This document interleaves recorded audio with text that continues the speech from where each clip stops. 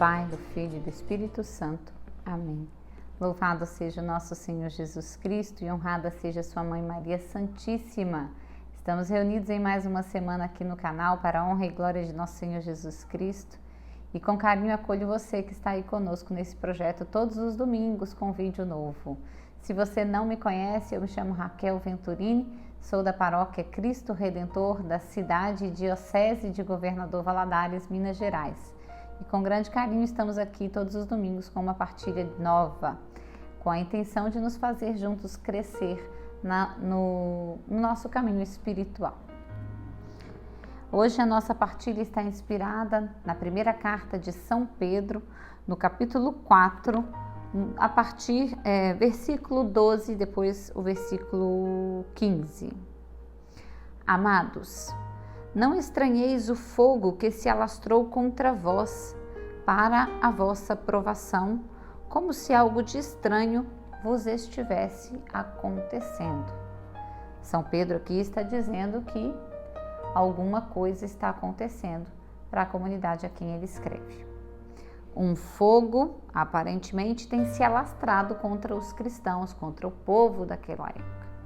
São Pedro vai dizer, não vos preocupeis com isso, não estranhe isso.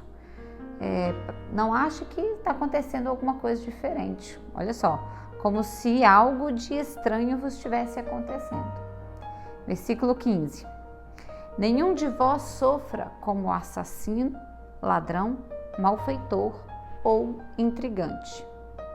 Se, porém, alguém sofrer por ser cristão, não se envergonhe, antes glorifique a Deus por este nome.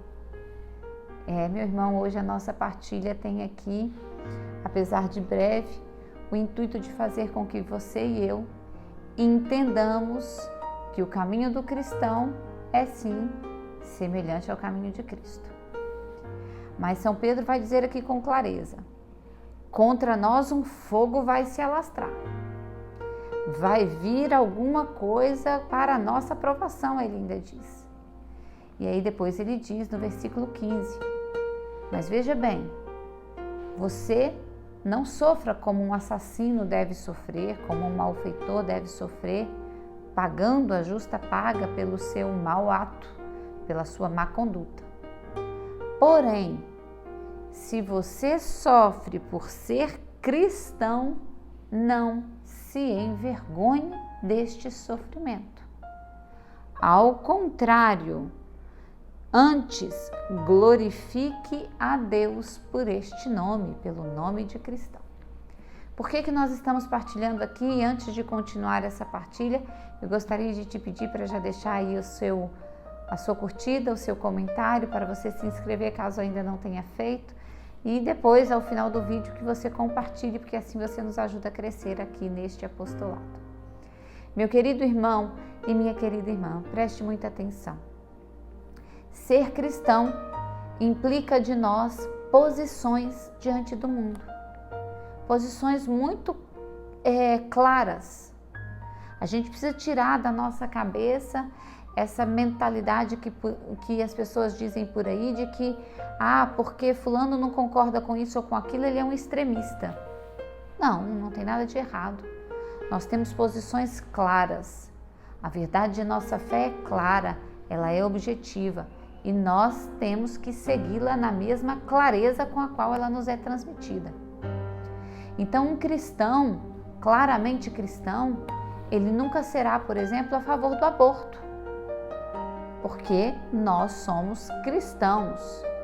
Nós não questionamos aqui os motivos pelos quais a criança foi gerada. E talvez até, e na sua grande maioria das vezes, o sofrimento que aquela gestação, que aquele gerar está causando, ou veio junto, com aquele gestar. Mas a vida gerada não pode ser interrompida por mãos humanas. Então é a vida gerada que nós sabemos como cristãos que nós não temos poder sobre ela. Então nós somos contra o aborto. Um cristão de verdade, ele é contra a eutanásia, ou seja, a morte forçada e não a morte natural. Um cristão de verdade não compactua com coisas muito sérias que este mundo tem tentado colocar para nós como algo possível e às vezes até como uma postura de bom senso e de equilíbrio de quem concorda com aquilo. Não, nós somos cristãos, nós sabemos no que acreditamos, nós professamos uma fé clara de conceitos e valores claros. E aqui, quando nós dizemos e quando nós anunciamos que somos contra este ou aquela atitude, nós não estamos sendo contra aquele que a comete, aquele que a faz, porque nós não julgamos o pecador, não condenamos o pecador, mas nós fazemos juízo de direito, valor de juízo das coisas que vemos, do ato cometido. O ato é bom ou ruim, quem o comete é outra história. E aí, pelo que comete, nós temos por obrigação rezar para que ele se arrependa e se converta. Mas o ato, este sim, nós temos condição de dizer se aquele ato é bom ou mal.